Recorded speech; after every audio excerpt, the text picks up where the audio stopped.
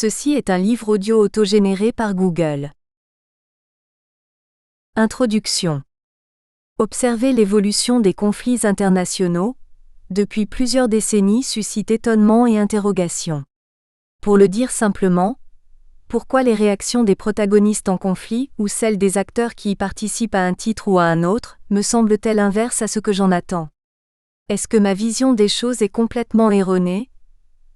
Ou mon intelligence des événements inadaptée à la tentative de les expliquer et de les comprendre?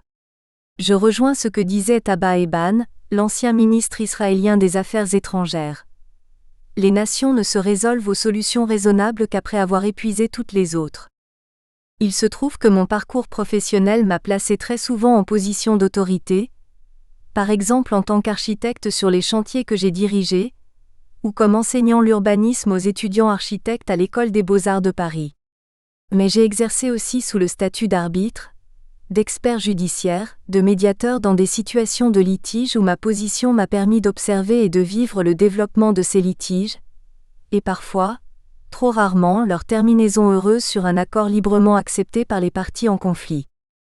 Essayer de comprendre comment de meilleures attitudes pourraient être plus adaptées à la résolution des conflits, et en particulier quelle est la place de la violence et comment la désarmer, tel est le but de ce texte. Je précise qu'il ne s'agit aucunement d'écrire un manuel sur les techniques de résolution des conflits. Il en existe plusieurs, divers et très bien faits.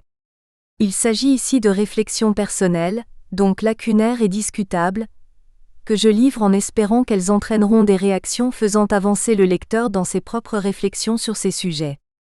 En travaillant depuis des décennies sur la dissuasion nucléaire, c'est-à-dire sur l'affirmation par certains que la possession de l'arme atomique de destruction massive met le pays qui la possède à l'abri de toute attaque, par crainte d'être quasiment anéanti en représailles, en confrontant ces opinions avec ceux qui professent et argumentent à l'inverse, et en examinant le résultat des conflits internationaux armés depuis 1945, j'ai acquis la conviction que ce N', et pas la violence et la force qui sont les plus aptes à résoudre les conflits, à abaisser les tensions, à refroidir les ardeurs combatives des antagonistes.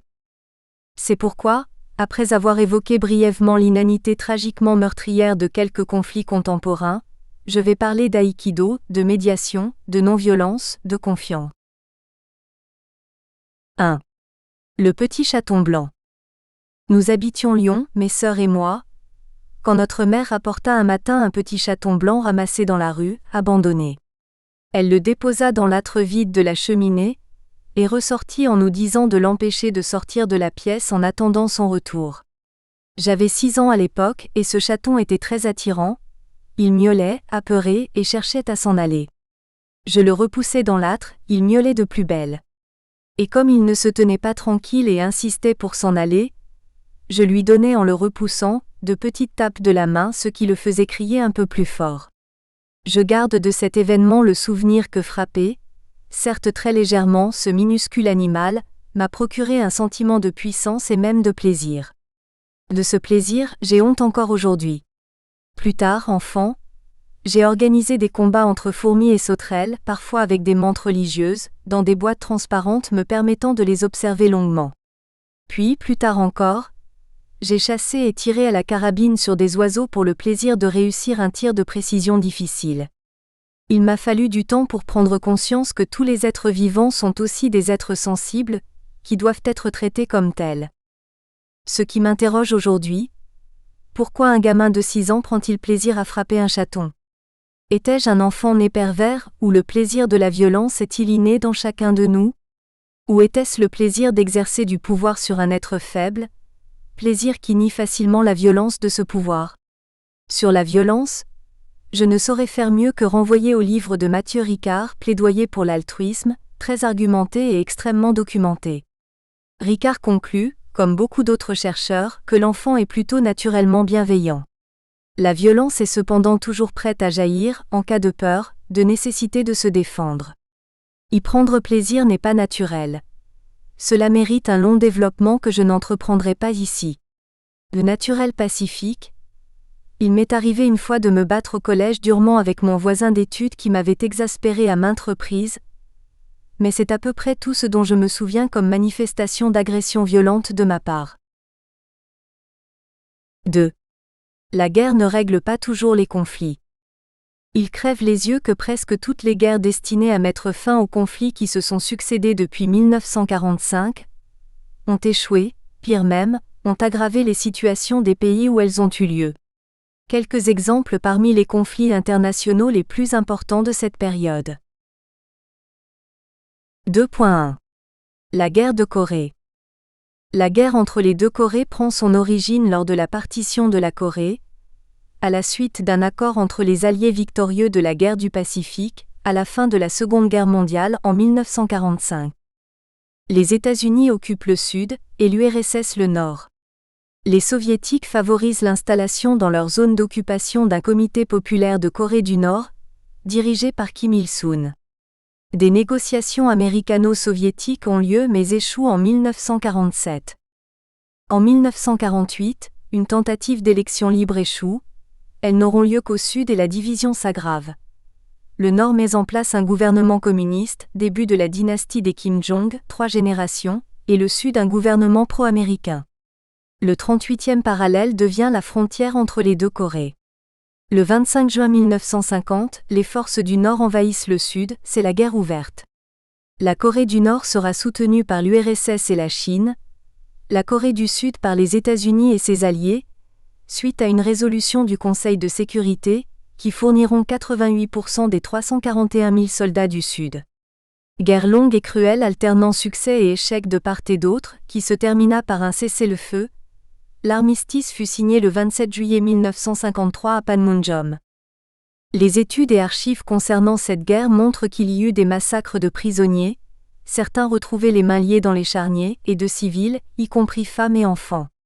Les pertes en vies humaines sont de 474 000 pour le camp du Sud, et entre 1 190 000 et 1 570 000 pour celui du Nord. Ce décompte ne mentionne qu'un petit nombre de disparus. Aucun avantage territorial, les deux pays sont ruinés, ils ne se relèveront pas de manière identique. Cette guerre cruelle et inutile, sauf pour les deux grands qui ne voulaient pas céder sur leur influence sur le monde, aurait peut-être été évité si le partage de la Corée avait résulté d'un accord uniquement coréen rendu pratiquement impossible par l'échec des élections législatives de 1948. La méfiance et la crainte de l'autre restent fortes aujourd'hui entre les deux Corées. Mais il y a aussi des signes de volonté de détente et de paix qui se sont manifestés à l'occasion des Jeux olympiques d'hiver 2018, en Corée du Sud. Nous y reviendrons au chapitre 5.2.2 ci-après. 2.2. La guerre en Afghanistan. L'Afghanistan est en guerre depuis 1978. En juillet 1973, Mohammad Daoud dépose son cousin Zahir Shah. Deuxième coup d'État militaire. Noor Mohammad Taraki prend la tête d'un gouvernement pro-soviétique en 1978. 1980 à 1988, les troupes soviétiques, environ 100 000 hommes, occupent les pays en combattant la rébellion anticommuniste, en réalité les combattants régionaux locaux anti-État national. 1989, les troupes soviétiques se retirent dans le droit fil de la perestroïka de Gorbatchev. Début de la guerre civile entre le gouvernement et les moudjahidines. En 1998, les talibans contrôlent 80% des territoires. Ahmed Shah Massoud, chef tadjik qui contrôlait les zones au nord de Kaboul, est victime d'un attentat suicide perpétré par Al-Qaïda le 9 septembre 2001, 3 jours avant ceux du 11 septembre de New York. Le 5 décembre 2001 à Bonn, les factions afghanes s'accordent sur la création d'un gouvernement intérimaire dirigé par le leader pachtoun Hamid Karzai. De 2001 à 2016 se succèdent attentats, tentatives d'accord avec les talibans, tentatives d'accord entre la Loya Jirga et Washington. Mai 2012, le sommet de l'OTAN à Chicago entérine le retrait de l'Alliance. L'envoi de renforts en 2009 a échoué à mettre en échec les talibans qui ont tenu tête, après 10 ans de guerre, à une armada surarmée de 130 000 hommes. En 2014, la France retire ses derniers soldats qui servaient dans l'ISAF, International Security Assistance Force, sous commandement de l'OTAN. En 2017, les USA maintiennent 25 000 hommes sur place, les talibans gagnent en occupation de terrain, les attentats se multiplient. Plus de 1500 morts chaque année, le gouvernement central ne maîtrise que peu de choses. Les trafics de drogue, 75% de la production mondiale, ressources principales de secteurs agricoles importants, sont florissants. Quand des étrangers se rendent en 2017 dans les services officiels, ambassades notamment, ils sont transportés de l'aéroport à leur ambassade par hélicoptère, le convoi par voiture étant trop dangereux. Les attentats meurtriers se multiplient, l'insécurité est générale. L'importance des chefs de guerre locaux, protecteurs de leurs affidés et gérants des biens et avantages locaux, n'augure pas d'une paix durable basée sur une organisation nationale et unifiée du pays, de ses lois et de ses pratiques. Le pays n'exporte rien de significatif, n'a aucune importance stratégique contrairement à ce que voulait faire croire l'URSS qui y a envoyé combattre des unités de soldats, pour les occuper, à défaut d'autre chose. Les chiffres des victimes de cet interminable conflit, 40 ans en 2018, sont variables et incomplets. Les pertes militaires sont de 3 400 pour la coalition, et estimées en 2008 à 20 000 pour les talibans. Les pertes civiles étaient estimées à 9 500 en 2009, 2 977 de plus en 2011, 3 878 blessés, 246 personnes enlevées, plus de 5 000 tués dans les 6 premiers mois de 2017, 150 pour le seul mois de janvier 2018. Il faut comprendre que ces derniers chiffres concernent des victimes d'attentats. Le nombre de réfugiés déplacés était estimé à 3,7 millions en 2002 selon le HCR. Le soutien de l'URSS au gouvernement communiste puis l'invasion militaire n'ont eu d'autres conséquences que de ruiner et diviser le pays restant en conflit armé depuis presque 40 ans. On peut conclure que sans l'invasion de l'URSS, l'Afghanistan aurait dû affronter ses contradictions et ses insuffisances organisationnelles, politiques, sociales telles qu'elles sont encore présentes de nos jours. La guerre soviétique n'a servi à rien, sauf à générer des milliers de morts et des millions de déplacés. Les bombardements US continuent, octobre 2017, avec leur pourcentage de dommages collatéraux, civils tués, villages détruits, les talibans contrôlent des secteurs entiers. L'unité du pays n'est pas faite, les chefs tribaux de guerre et de région règnent plus ou moins sur leurs fiefs. 2.3. Les guerres d'Irak. Avant les deux guerres du Golfe, il y eut la guerre Iran-Irak, 1980 à 1988. Il n'est plus contesté que l'Irak a été l'agresseur, ni que la CIA le renseignait. L'Irak a dépensé 31,5 milliards de dollars en achats d'armes, dont 19,2 achetés à l'URSS, 5,5 à la France. Ce conflit n'a pas permis à Saddam Hussein d'établir son hégémonie sur l'Iran dont le régime sortit renforcé. On estime à 700 000 les pertes de vies humaines, dont 85% étaient des combattants. S'ensuivit la première guerre du Golfe. Nous espérons que vous avez apprécié cet aperçu. Pour continuer à écouter ce livre audio sur Google Play Livres, utilisez le lien dans la description de la vidéo.